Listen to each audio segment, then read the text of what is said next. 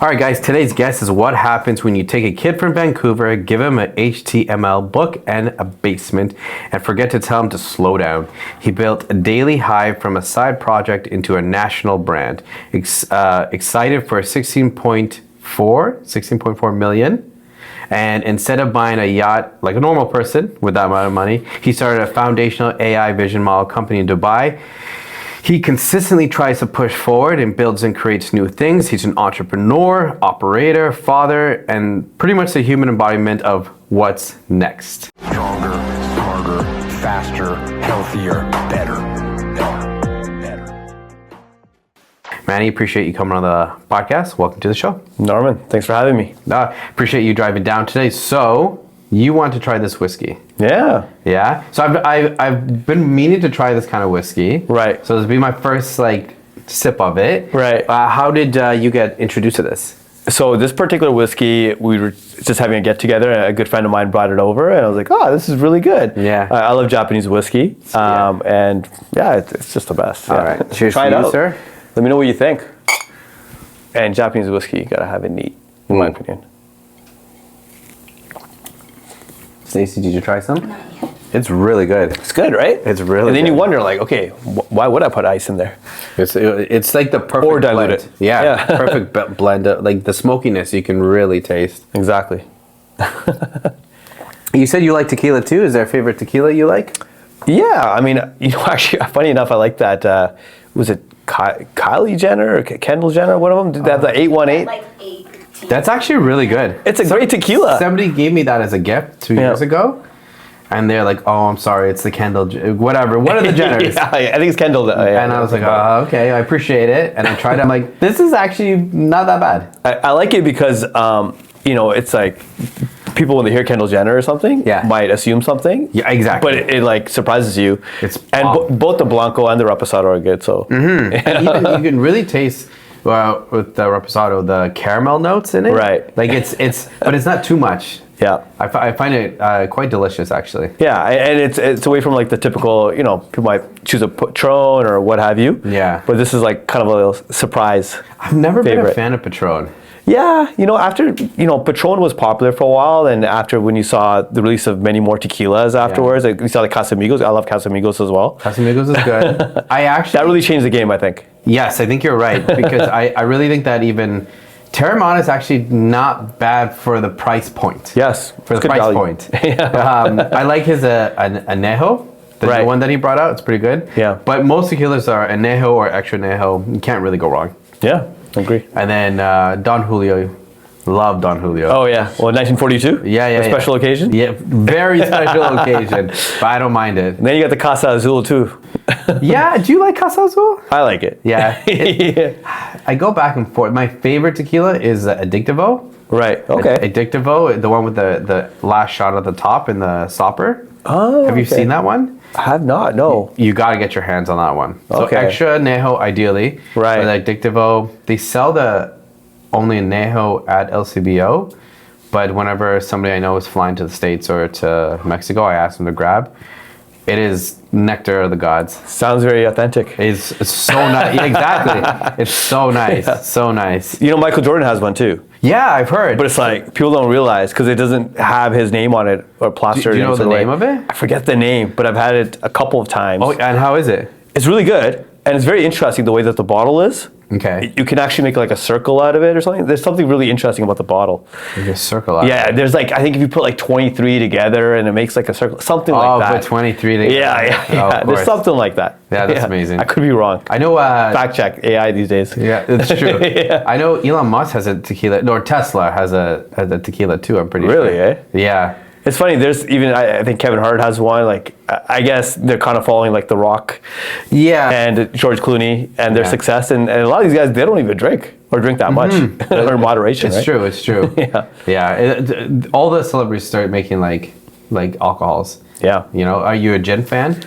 Yeah, here and there. Yeah. Like Hendrix is good. Hendrix is okay. Yeah. I didn't mind Ryan Reynolds' Aviation. Oh yeah. I didn't mind it because it wasn't too floral. Right. And so I thought that was a little bit like, just kind of more neat for me. Oh, like I got to support the Vancouver boy. Yeah. Support for Ryan That's Reynolds. true. I always forget. Yeah. But there's an Empress gin too from Fairmont.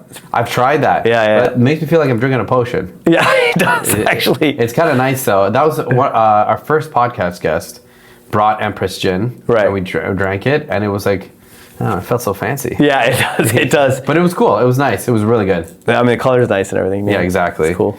Okay, so I want to go through a little bit your origin story. So yeah, absolutely. Take me back. So what was a 10-year-old Manny doing in a school computer lab in Vancouver? And did you know where that would lead to? I just got chills thinking like, nostalgia. Yeah. 10-year-old Manny, I mean, I was, we had a computer lab, all these different,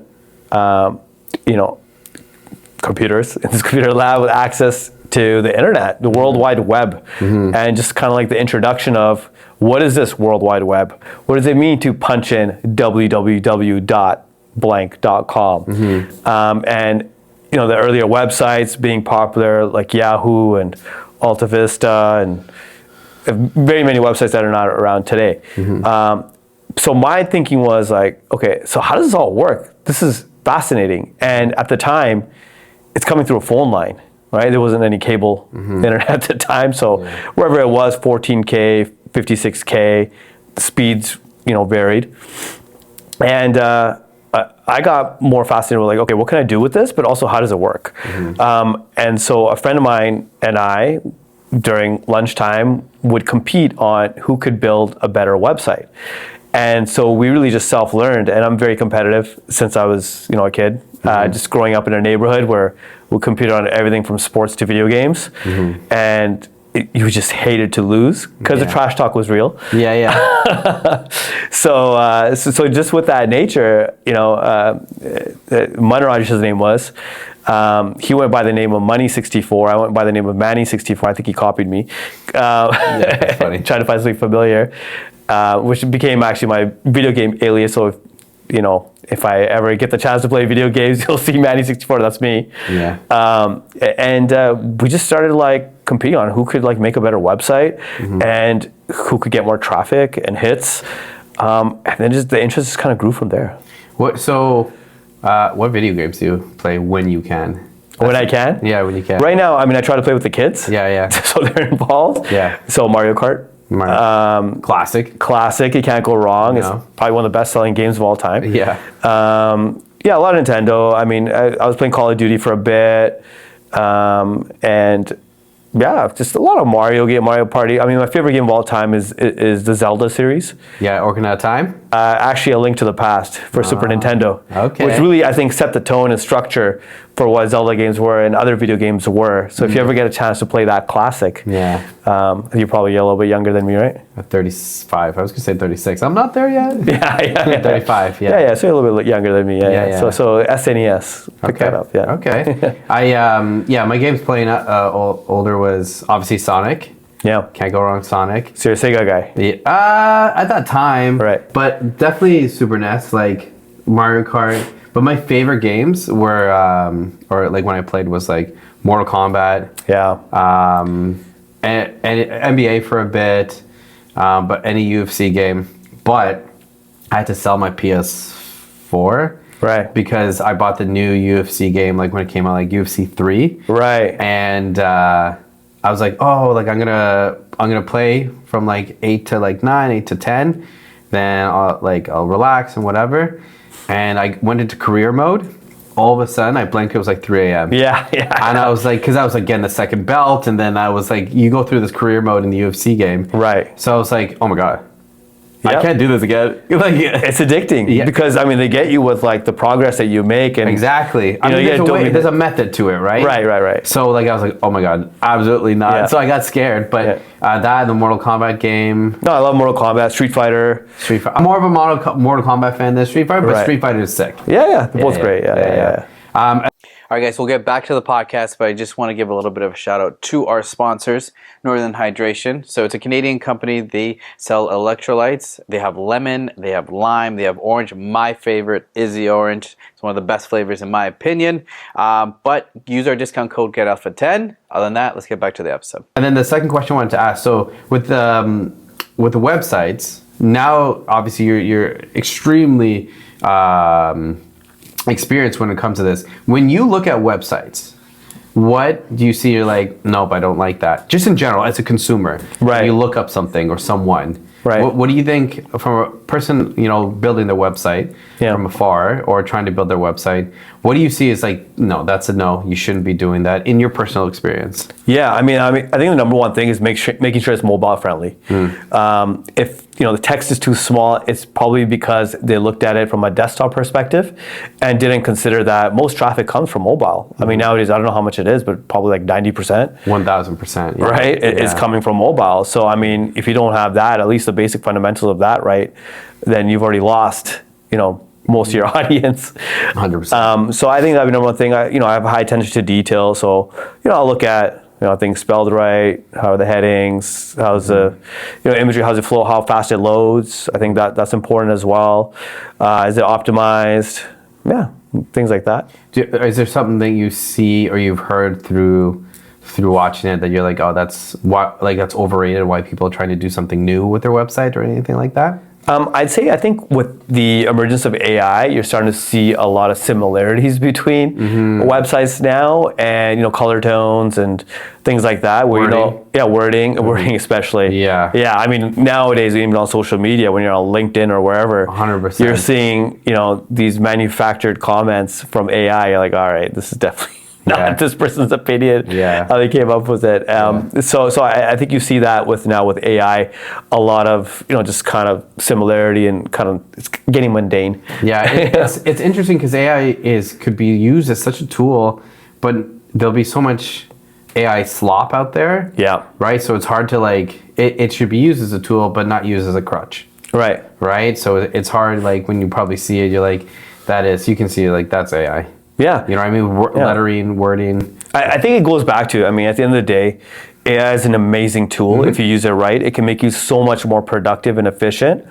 But, with humans, the ones that are lazy are going to be lazy, and you're going to see it in the AI slop. You can see it in the comments, and that they didn't really put much effort into adjust it with AI. And then those that go the ones with the work ethic are going to be the humans with the work ethic. And you're going to see that, the disparity is going to increase, I think, in my opinion, because they're going to be even more productive. I think those people that have strong work ethic are going to be very addicted to this. And okay, how much more can I do? How much more can I do? I can produce so much more, X, Y, Z, especially as a business owner. It's like, go, go, go, go, go. And they'll be up till 3 a.m. like you when you were playing UFC. Yeah. Not playing UFC, hopefully. Not playing UFC, but just grinding away, right? Yeah. Seeing what they could do. No, 100%. Yeah. Okay, so when you started in computer science, I saw that you switched to business after microeconomics. Right. So what clicked in the classroom for you to do that? Yeah, I was getting really good grades in computer science. I saw the vision at the time that being a software engineer would be highly lucrative and high in demand. My goal actually was to make video games. Oh, no way! Yeah, it was. What kind of video games?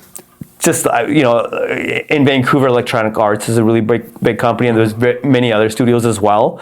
I didn't really think about what video games, but I just wanted to be in the field and create, because I was fascinated with how they worked, and it was just fun. I was like, get to work in an amazing workplace all day, chill and play video games and make video games. So why not?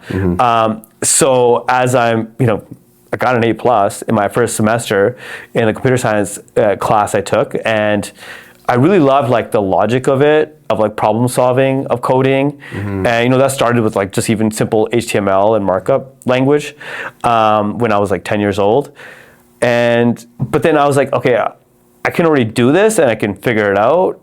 And then when I took my microeconomics class and started learning new concepts about business, like opportunity cost, for example. You learn that, and you're like, oh, if I'm doing this, I'm losing out on Y, right? And so it's like, okay, I got introduced to all these new things about money and how it works. And then I later I took a macroeconomics class, but I had already decided after the first semester, I want to get into business. Because with business, you know, you can gain financial freedom. Yes. And, you know, I guess there's that whole thing of like guys in suits work for guys in t-shirts and jeans, right? That was kind of emerging at the time. Yeah.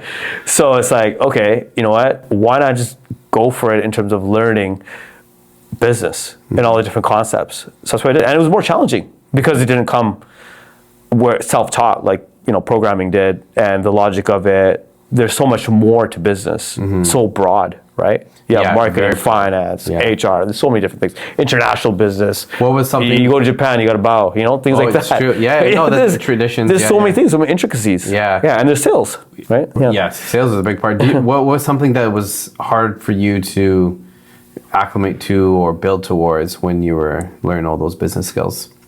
I think. Yeah, I mean, I think you just kind of like learn as you go. And whatever is a bit more challenging, you just do better at it. I'm more of an analytical guy, so the numbers part is easy. I didn't like accounting. Oh yeah? Yeah, I didn't like financial accounting. I like managerial accounting. That was really fun because again, it's more logical and it's something you don't have to really study for much. Yeah, it's just straight up logic. Yeah, you just like kind of like, okay, this makes sense, common sense. Okay, this is how this moves and it interacts with that and all that, you know, direct labor, this, that. Whereas financial accounting is just like, you know, I don't really like studying, man, to be honest. I don't like No, that's fair. Saying like, I did it if I had to, but I was more of a crammer. Like I was like a last minute crammer and I performed better that way. Yeah? I tried a couple of times to start a paper like a couple of weeks before it was due. And it did worse than the ones that where I pulled an all-nighter. Why do you think that? I don't know. Maybe it's the pressure. Yeah. Yeah, maybe like pressure is good for me. So sometimes I'll like to manufacture pressure. So that's like, okay, I gotta do this. I gotta make it happen. You know, it could be as simple as like buying a gift for my wife and it's like last minute. It's like, he's like, no, baby, I'm doing it on purpose so I can get you the best gift. I want that pressure. I feel like I make a better choice if I don't overthink it. Yeah. There's a method to the madness, babe.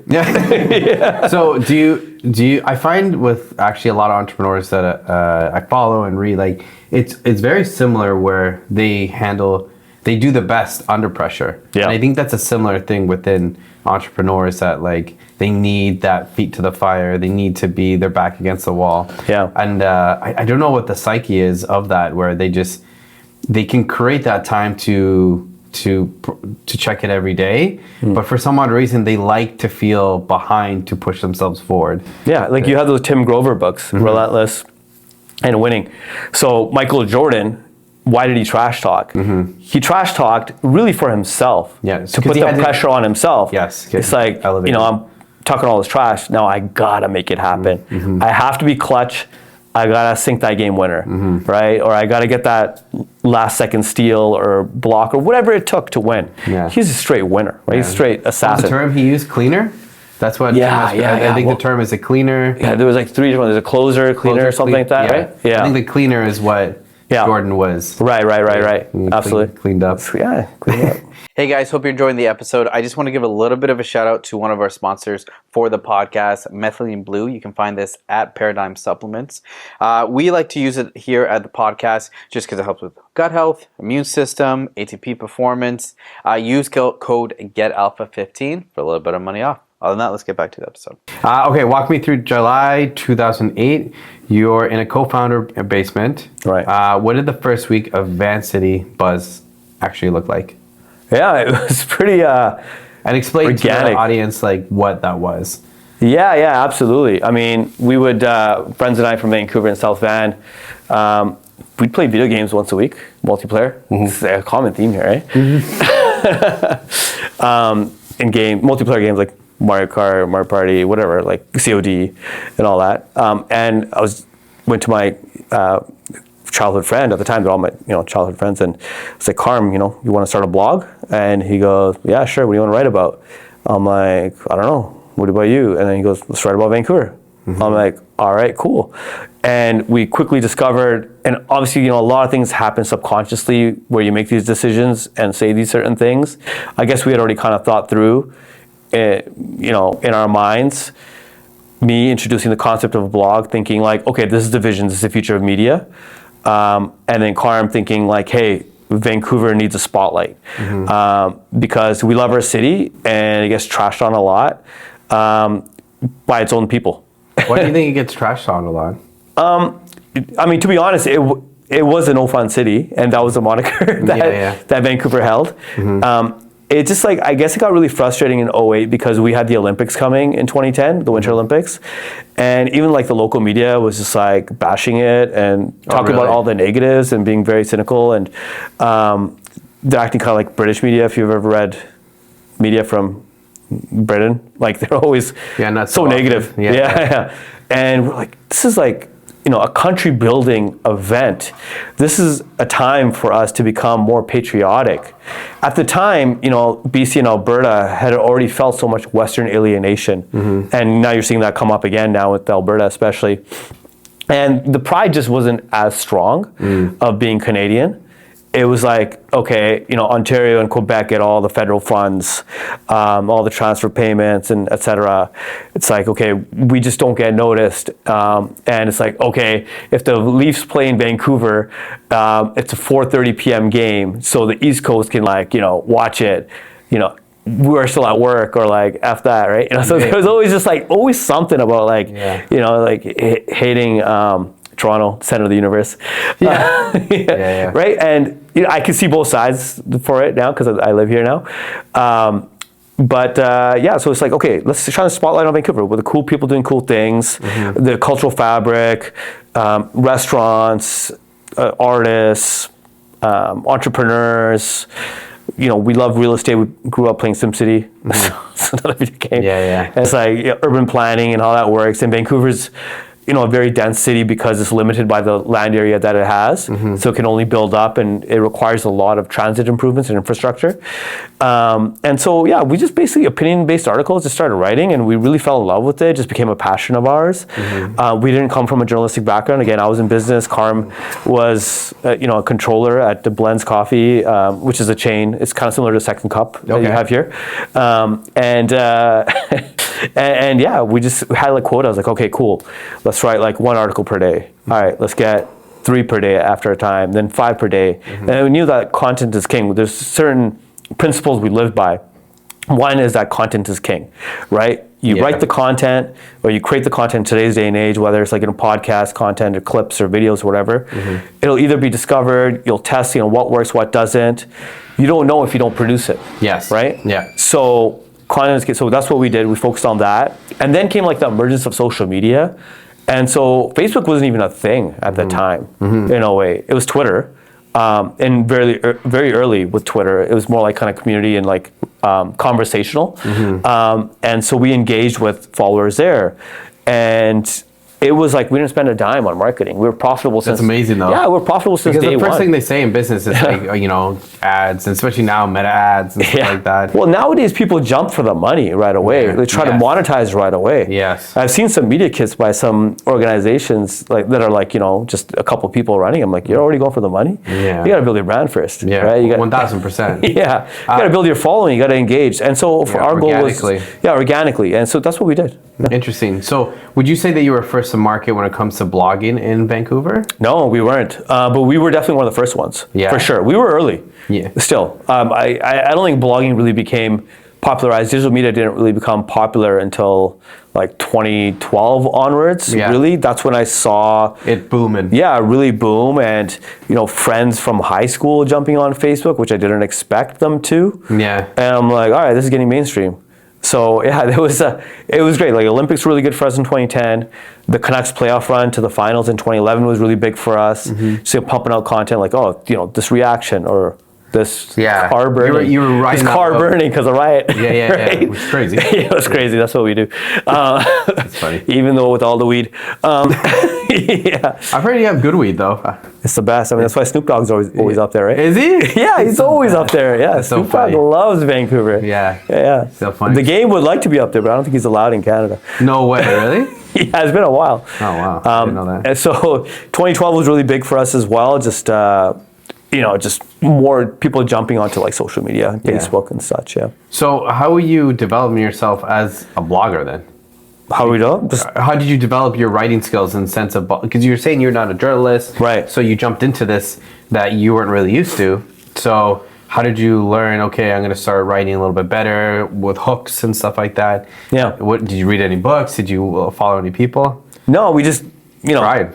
just kept going, Yeah. and you see what works, Yeah. and whatever works, right? And also, we knew that we weren't the best writers, Okay. right? We didn't have a journalism background. We're okay. I mean, Carm was really fast, and I was really, detail oriented, but it would take me much longer to write an article. So it worked in terms of both of our advantages, but we needed some help. And so we had a lot of people reach out, like, hey, can we write for your blog? You have this Amazing. platform. Yeah, and we're like, all right, cool, let's try it out. So it's this person, that person. And we gave them a platform for them to write, whether they were building their portfolio, whether they were a student, whether they were looking for like the next leg up into like legacy media. We provided that initial, for those that had the motivation, that platform for them. Yeah. What are the ones that we have in Toronto? It's Six Buzz, right? So you have Blog.to. Blog.to. Yeah. I'm trying to think of the ones I follow. Yeah. Blog.to. So yeah, Six Buzz is great. I mean, they're on Instagram and they've built a massive following and highly engaged, and yeah, they're hilarious. I know one of the guys. Yeah. Oh, really? Yeah, he's Okay. cool. And yeah, they've done a great job. What they've done. Yeah. So Six Buzz, Toronto blog, or what's it called? Now there's was it the Toronto Now or something like that? Now? Yeah. It's doing pro. There's What other- Curiosity. Do you know the ones? Any other ones? I only know Blog.to and Six Buzz, but Six Buzz is like. Yeah, it's a little. Can be a little I feel like it racy. used to be different. Now it's just like the most Wild things. unhinged like things that you. But I guess see in people see that. They Toronto want that, now. right? People want like something crazy to see on Yeah. social I feel media. like it's all rage bait now. I mean, their approach, because it's not direct, is like, yeah or nah or something, like is usually their caption, right? Oh, Like, that's true, Yeah. actually. Yeah. right? So it's more they leave it to the public to Yeah. comment on it and engage with it. Yeah. Obviously, they know what will be engaged with the most. Yeah. And they're really good at that. They're really good at that. That's funny. So at what point did Vancity Buzz stop being like a side project or something you're trying to build, and you realize like it became something that you could really grow, something you could possibly sell? Was there a point that it clicked with you guys where like, we definitely have something here? Yeah, I think once we saw the success, 2 years later from 2008 to 2010, seeing a blip in traffic with the Olympics, and then seeing the 2011 run, and then just seeing, how much of a positive affinity people had towards the brand, and how we had created this community, and people really loved it, right? We're like, okay, we got to keep it going. That fueled us. And also at the time, we had a lot of the legacy journalists hating on us, saying like, who are these guys? What are they going to do? At the Vancouver Province, the Vancouver Sun, they actually had a Facebook group where they would, talk smack about us. And our blog. That's crazy to me because like, not in a dumb way, but it's just like, to me, it's just bringing more attention to you guys. Yeah. Right? Like, it's one of those things, it's like, hate me or love me, you're still watching me. I mean, You know they what I should mean? know, like, any publicity is good publicity. Exactly. At the So end like, of the day. and also that seems like very like, I don't know, hateful. It's just, I guess it was their nature. I guess print had been doing so good for so long. They're literally printing money. Yes. They're a gravy train. They had like AAA office spaces in cities. Like, Yeah. they thought they were invincible. Yeah. That they weren't going anywhere. Yeah. And that's unfortunate. And I think that, anyone that's in any business should always look at, okay, what's next, right? And they weren't really thinking that. And I don't think the shareholders of those organizations were thinking that either, because they were getting their fat checks and they were doing all right. Yeah. And now what do you see? I mean, you see a lot of the, former major, publications with their names off of these AAA office buildings. It's a new age now. Right, I mean it's long gone, but that fueled us. That was a whole Yeah, another Jordan thing. Where it's like, okay. all right, cool, all right, we're the enemy, you're the enemy. All right, let's go. Yeah. Let's Well, do this. it also, when people are so willing to break you down, Yeah. it means you have something. True. You know what I mean? Like it means there's something they see in you that they're like, subconsciously or consciously, they want to bring you down. Right. Just in case you rise up above them, right? Yeah, maybe they felt insecure. Maybe they really... Because it sounds like you just guys were cocky. you're I don't know. exponentially growing. Yeah. Right? So they're like, oh, let's bring these guys down a little bit. Yeah, of course. I mean, that's what some people do that, I guess maybe, I don't know, they have their own stuff going on. Yeah, of course. They're weak, insecure, it's whatever. Pretty crazy. So I saw that you renamed and rebranded to Daily Hive in 2016 for your national expansion. So renaming a brand like that without much equity is like pretty scary. Did you guys feel pretty confident in doing that? No, it was scary as hell. Yeah. Okay. That's hilarious. Yeah, no, I mean, we had built such a positive affinity towards the brand, Vancity Buzz. People loved it, right? Like, we loved it. We had T-shirts. We had a street team. You already built the brand. We already built the brand. It was so powerful in Vancouver. Yeah. Like, it was... Especially the name. Crushing it versus other local media. Yeah. And, businesses loved us because, I created the sales packages and they were getting real, like, online to offline results of, like, lineups through at their door. A new ice cream shop opened up with some new way of like making ice cream, and it was a nitrogen or something they were using, and they're packed, right? Or anything new that opened up, like we created that buzz, right? Yeah. Like no pun intended. Yeah. And I guess we saw that okay, if we keep this community going, and we saw early on that digital marketing spends on advertising would surpass traditional marketing spends, we're good. Like for example, Instagram, they had zero revenue, but they had 100 million followers, sold for over $1 billion. Mm-hmm. Right? Because they had captured an audience, and we identified that attention economy was key, but also not just like random like bot attention. You need like real people, highly engaged, that really love your brand. So when we switched from Vancity Buzz to Daily Hive, it was actually worse than we thought it would be even. Oh really? Yeah, because we knew that we would see a drop in our SEO, but it really crushed our SEO. How did you build it back up? Oh, it took time. Yeah. There's nothing you can really do except like put your head down, keep pumping out content, and just put in the time. It just wait, really. It's a waiting game. Mm-hmm. I mean, you pretty much let go of years and years of... You just take the loss. You take the loss. You just take it. However, the thing was, it was a business decision. Mm-hmm. For us to expand nationally, we needed one domain. Right? We needed one. We couldn't have a Vancity Buzz, Calgary Buzz, and like it just would have been too difficult on the back end to scale that. We would need different WordPress logins or like, have to copy paste things. It's just like it would be difficult. Even if you tried to automate it, you would have duplication, and we needed to write national stories, and it would really hinder us from expanding nationally. So we had to bite it, and we did it. And it took years to get back to the traffic. Yeah, it was tough. Yeah, that's tough. pretty crazy. We had to do it. Aaron has a I have a question. question on that. No. So, did you ever think about, would it have been better looking back at it to keep Vancity Buzz and start the new one separately? We looked at that option, but again, just with the back end and just like connecting the WordPress and all that, like it's too much. And it just, you got to think about the processes internally as well with our newsroom, what's more efficient for them, what's not frustrating for them, ad placements as well, and the different websites, and it's a lot. It just creates more, I guess, redundancy and like bureaucracy, right, in it. So yeah, we looked at that though. Yeah. We wanted to really keep it. Yeah. Yeah. That's pretty crazy. So how did you, once you expanded to that, find all these stories nationally? Oh, people just send them to us. Really? And you would have to fact check it? Yeah, of course we'd fact check it. A lot of news stories you would find on social media and then obviously you check the source, you do further investigation and all that. And we get a lot of press releases as well. So the different police forces from the different cities would send us press releases. Oh, crazy. Yeah, of course, yeah. Because they want to get the word out there. Like, let's say there's a killer, right? Yeah, no, this makes sense. They want people to know. To help. And we were the platform that would let people know, inform people, highly engaged. It worked. Did that happen? Well, all the time, yeah, so many things. Yeah? Yeah. No, but with like a killer? You said that pretty like a confidently. serial killer? Did that happen?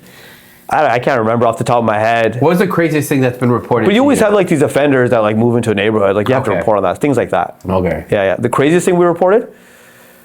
Where you're like, oh man, I gotta check this. The craziest thing we reported created a lot of controversy were these 3 men that were at Pacific Center Mall in Vancouver. Okay. Taking photos of the entrances and exits and just a bunch of stuff in the mall. Mm-hmm. And we had gotten a release from the VPD or leak or whatever it was, that, and it was it was framed, it was written as Middle Eastern men. And I guess we just kind of wrote it the same way that the police wrote it, just kind of identified. And then obviously that has racial undertones. And I mean, our editor-in-chief, like, he's Muslim, and he wrote it.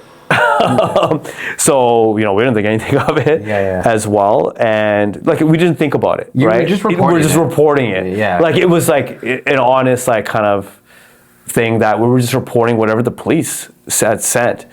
And it was just more of identification of, like, okay, this is what they look like, right? And, I mean, nowadays, I don't even think do they even write, like, white-skinned male or black-skinned male anymore? Like, you don't even know who the hell it is anymore because everyone's all... Do they? I think so. Okay, because sometimes they get really, like, They'll say white, politically black, correct.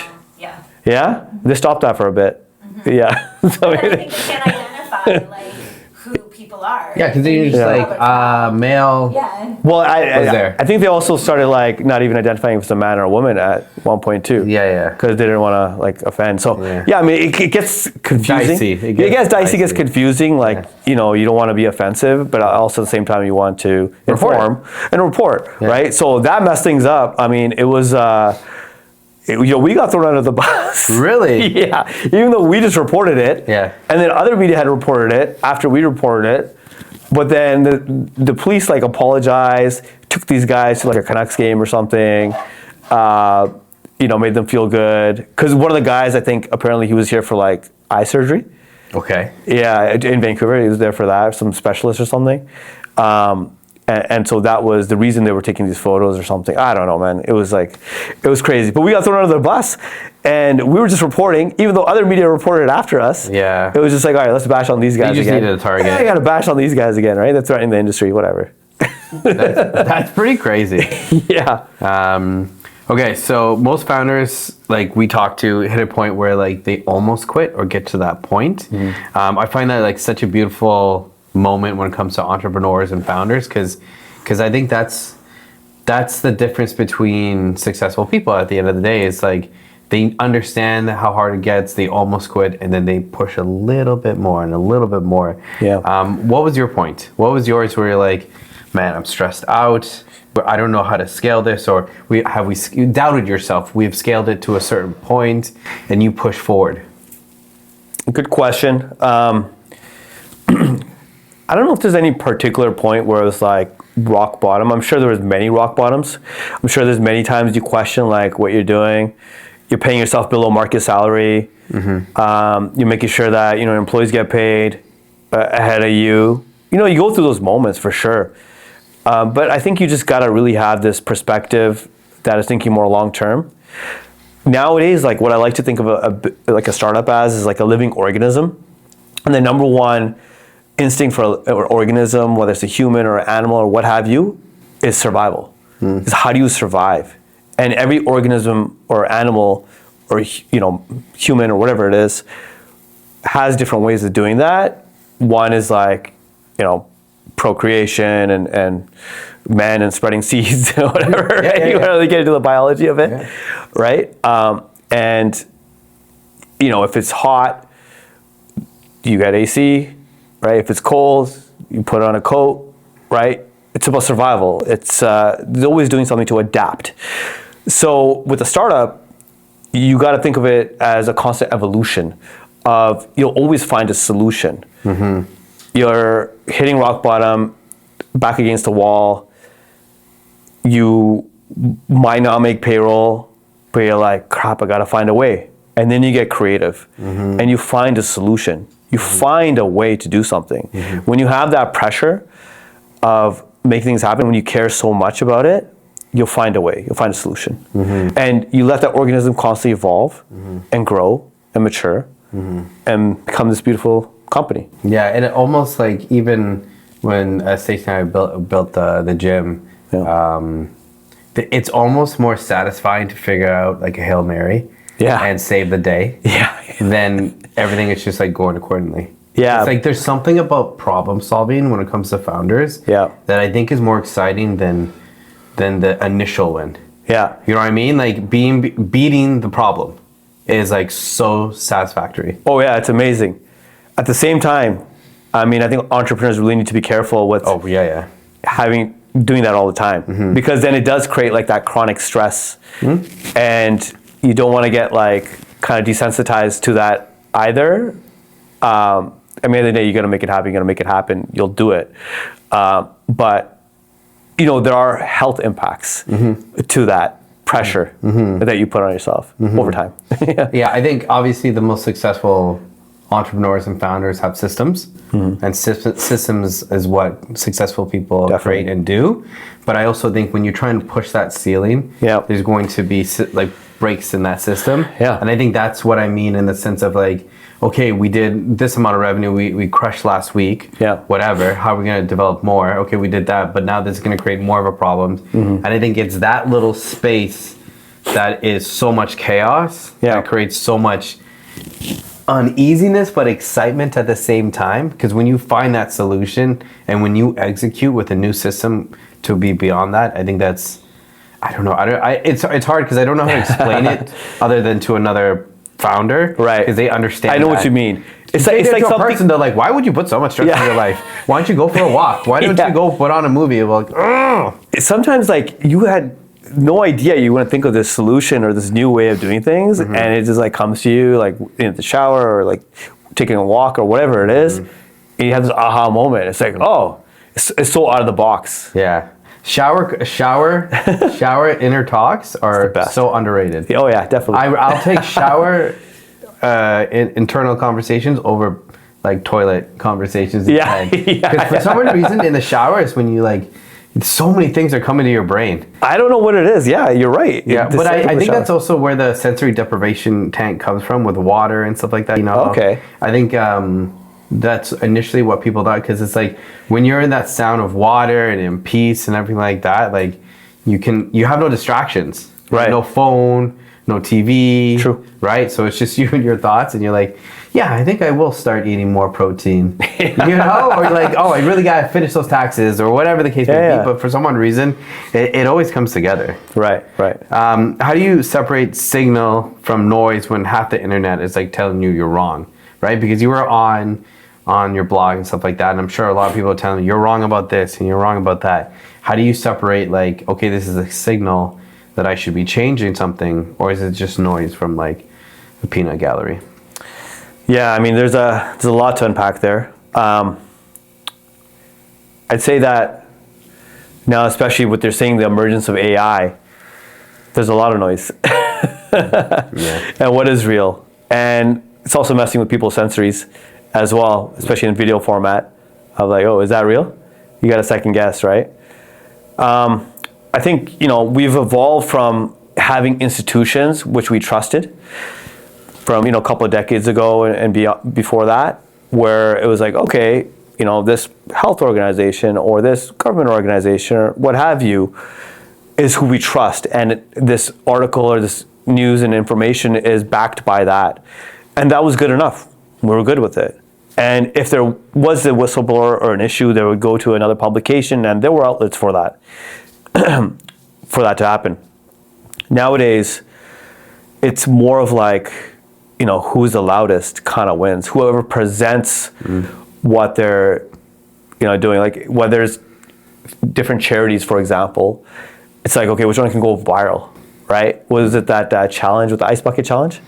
Yeah. ALS. I'm guilty. I did it. Yeah. Everybody did it. Yeah, everybody did it. Now, I think like cancer and heart issues are kind of the leading causes of death, right? And that's not to diminish ALS, because I mean, I did it. I supported it, raised money.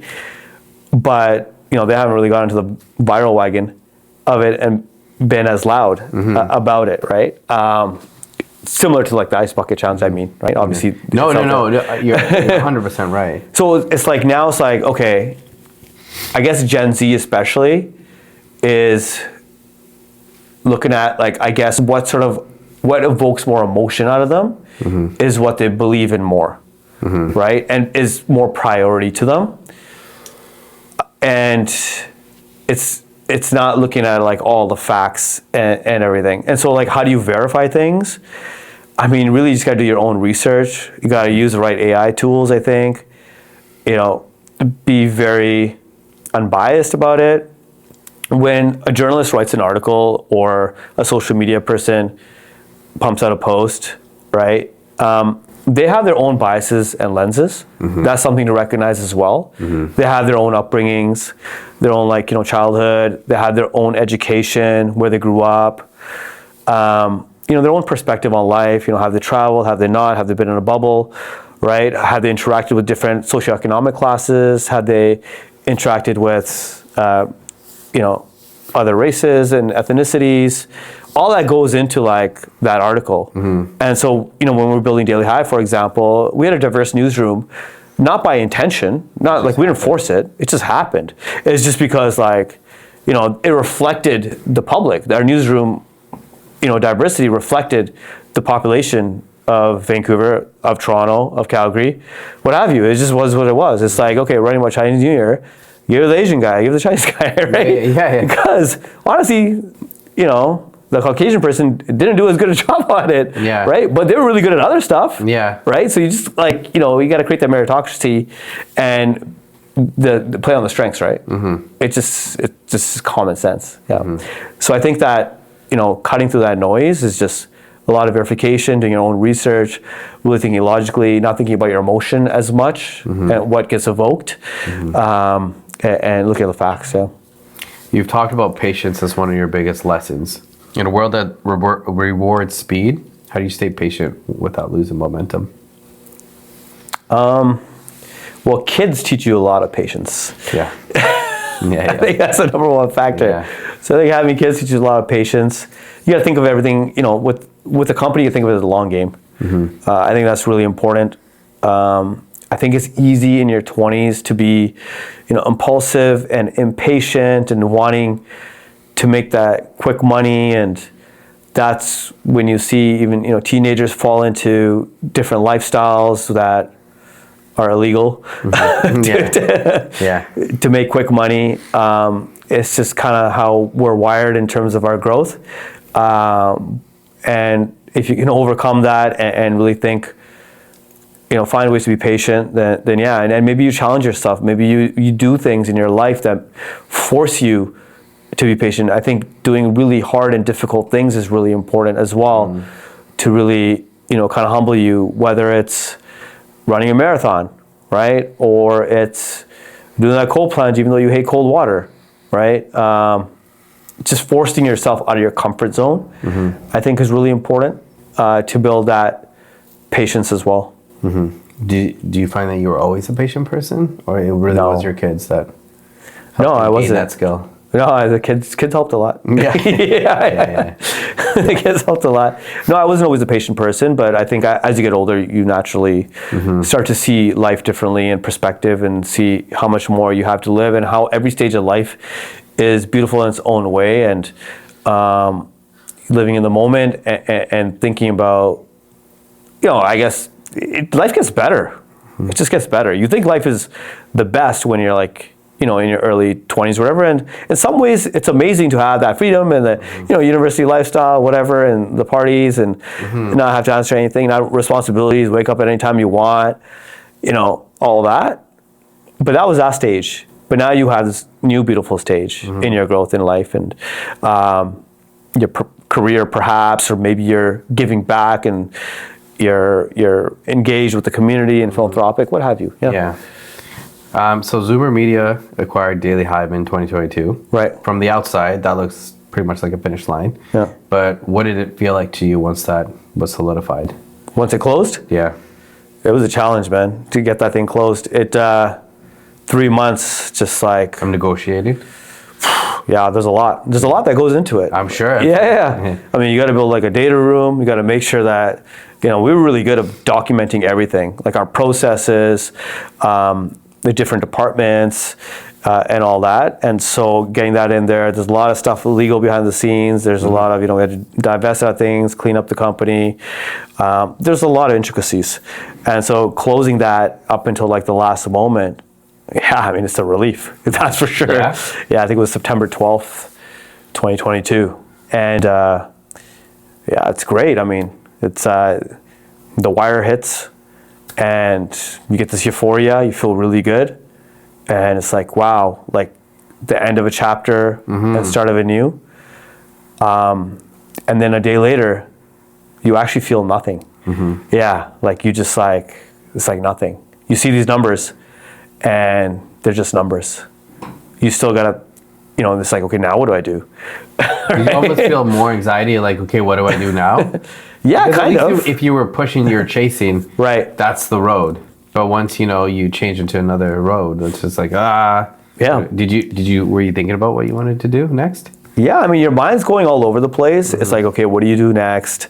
I stuck around with Zoomer for several months after, and it's like, okay, they had already acquired BlogTO as well earlier that year. So it's like, okay, let's build this big media juggernaut, digital media. But then, it wasn't for me in terms of this larger company going from 70 employees, which we had, to like, I don't know, like 500-600 at Zoomer. Yeah. And going from being one of the leaders of the company to, kind of a semi-leader and not having as much control. And, to be a founder, really. You're kind of just an employee, right? And that changes things. And so, then your mind's kind of going all over the place. What do you do? And you try different things. I tried different things. But then I came back to like, okay, you know what? I did media for 14 years, built something. I understand every aspect of the business that can be replicated to other businesses. I've made the mistakes. I've learned from them. I've built a company. Why don't I just double down on what I know? And that is media. I understand how media shapes people's minds, influences, has such a strong impact in people's lives. I gotta stick to it. I gotta compound on that. Yeah. Interesting. So, going forward, you kind of jumped into AI. Yeah. Right? So AI, obviously, we've been talking about it. It's a very crowded space right now in tech. What's the unfair advantage you bring as a media guy into AI, you think? Yeah, there's so much. I understand how it's not even the facts, right? It's about how people feel about a news story. It's about how it evokes emotion. It's about how it gets them from online to offline to a certain place or an event or what have you. It's more of like understanding the psychology of and the sentiment around it rather than what's fact and etc. So that's the unfair advantage coming from a media side of things, bringing that into AI. Yeah. You posted on LinkedIn that the next edge isn't better data, it's understanding the humans reacting to it, which I really, really liked.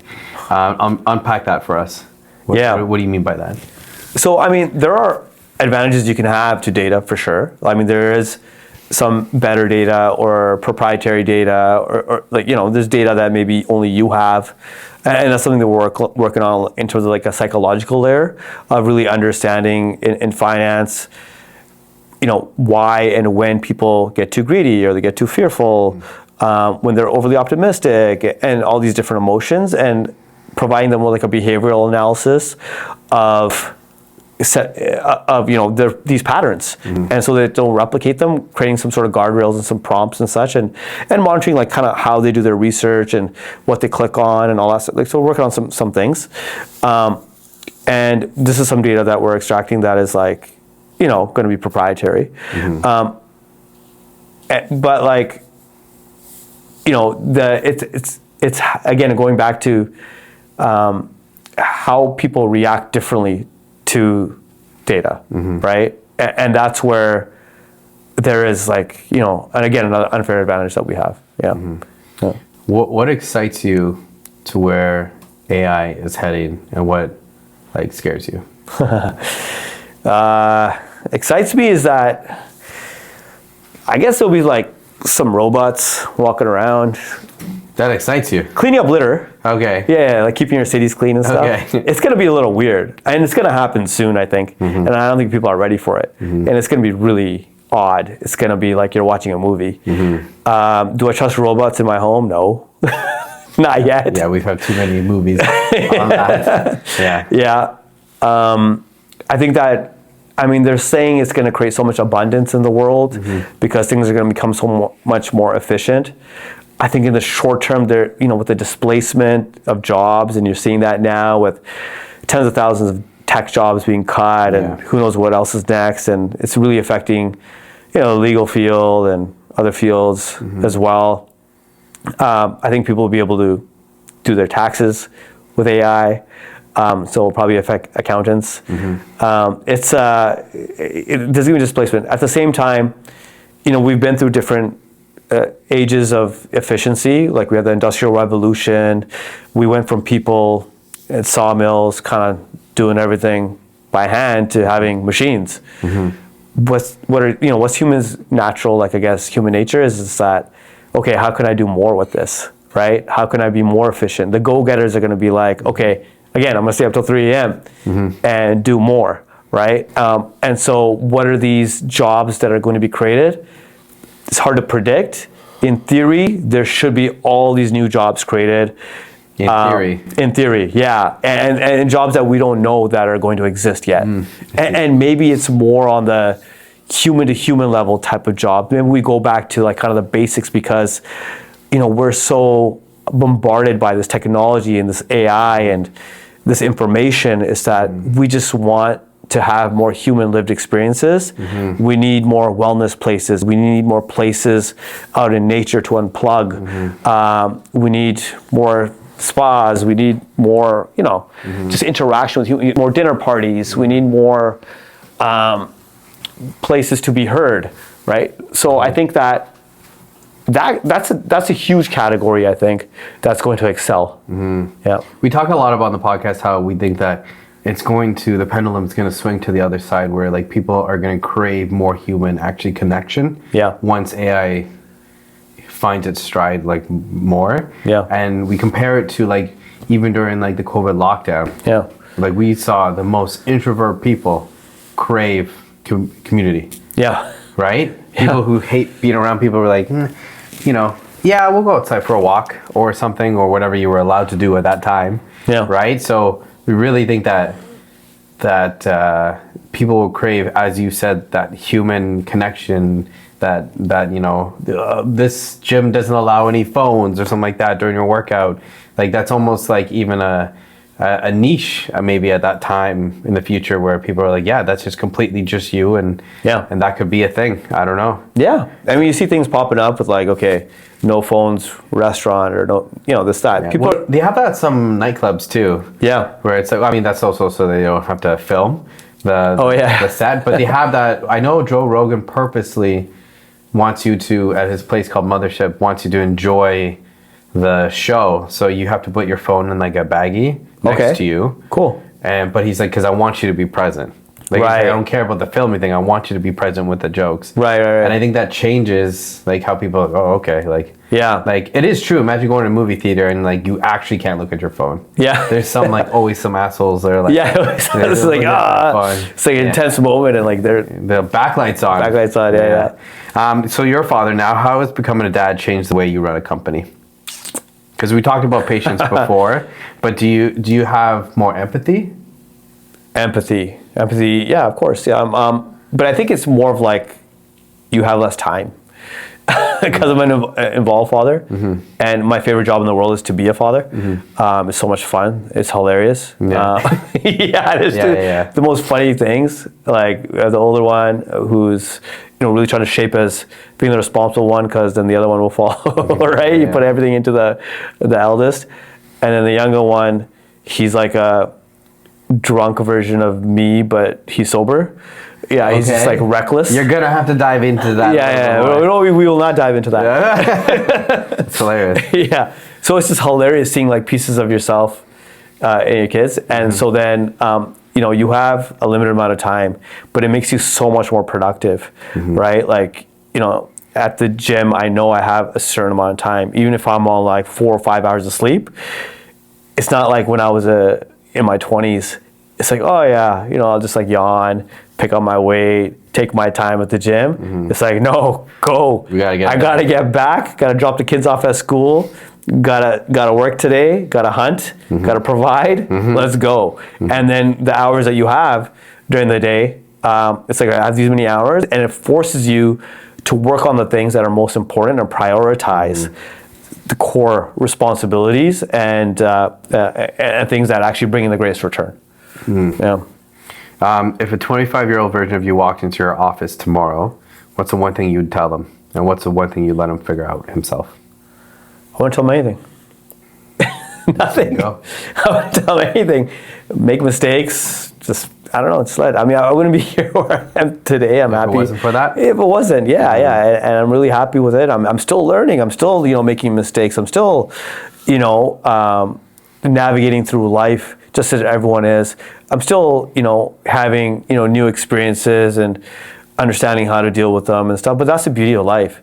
And that's, even after the exit, you reflect, you realize the journey was the best part. It was the most fun. Building something is the best part. And, the small wins is when you celebrate, so much fun, right? And so I think that's the beauty of life, of just like living it and just going hard, yeah. So we're going to play a little game, rapid fire. Sure. Best business book. That's too fast for me. Good to Great's good. Good to Great's great. Too fast for me. Most underrated city. Vancouver. Last thing that made you change your mind on something. Last thing that made me change my mind on something? Like, what do you mean? Like in general, like what last time you changed your mind on something, like let's say business oriented, that you were so gung ho about, and you're like, oh, I actually changed my mind on that view, on that point. I think it's more like sleep. Getting sleep. Before you were like no sleep? Oh yeah, I was like now sleep. You're like as much as possible to recover? Not as much as possible, within reason. Yeah. But it was like sleep is for the weak, I'll sleep when I'm dead. That was my mentality for years. It took a while to change that. It's been taking a couple of years now. I follow like Brian Johnson, the longevity guy. Yeah. So he's big on sleep. There's no more things like get sleep and then everything else will follow. But what's his protocol, like 8 to 10 hours? Yeah, I can't do that much. That's a lot. Yeah. I mean, 7's good for me, and I'm solid. 6.5 to 7, I think, is the goal. Yeah, 6.5, yeah, is good. 7's good. 7 and you're on top of the world. Oh, yeah. Yeah. Caffeine or cold plunge? I don't know. A cold plunge with an iced latte. Wow. No, iced coffee, black. Yeah, that's a way. Toronto or Dubai? This freaking winter really sucked. Yeah, we're still in it. Yeah. And this spring has really sucked. Yes, we're still in it. Yeah, so I gotta go with Dubai this year. All right. Yeah. The one thing you do every day, no matter what. So many things I do every day, but something that's like kind of unique to you.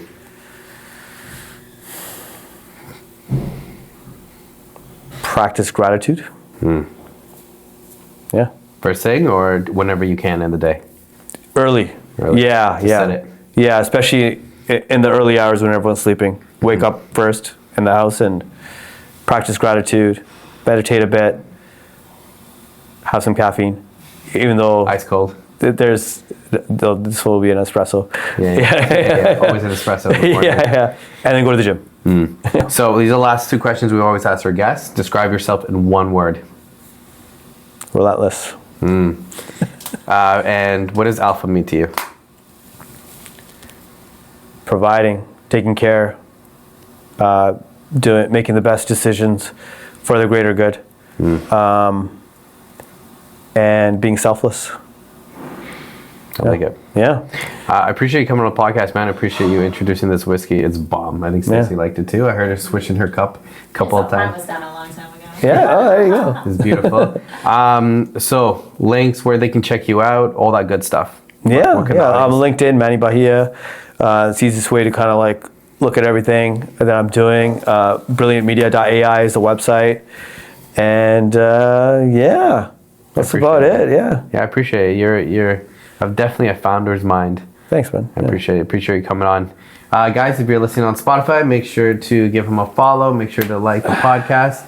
Comment. If you're watching on YouTube, make sure to like, subscribe, comment also. We're on the road to 100. Ciao, guys. I'm a founder because I'm a really bad employee. Yeah.